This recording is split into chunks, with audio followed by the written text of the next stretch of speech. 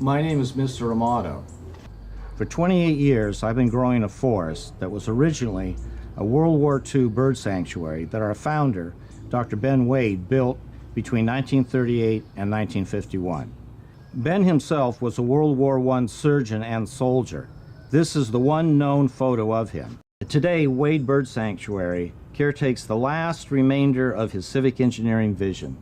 Being Oregon, the seasons are 100% about the forest. Ours is the thickest wild corridor on the north side of a 600-acre volcanic ridge known as Powell Butte. Through the butte, we attract juncos, flickers, sapsuckers, warblers, hawks, hummingbirds, vesper sparrows, mountain chickadees, wrens, Steller's jays, robins, and thrushes. And we feed the cats, too. The point of our fundraising as an Oregon and federal nonprofit is to support a working sanctuary.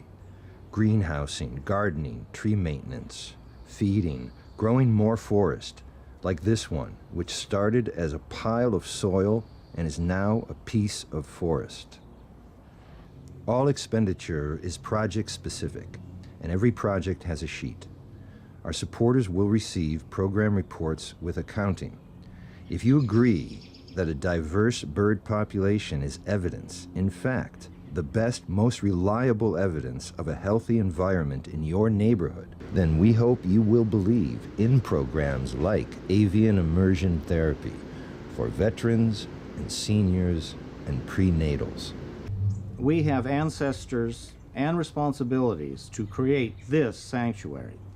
I'm not a Native American, but I am a creative American. Please take Wade Bird Sanctuary seriously. We do.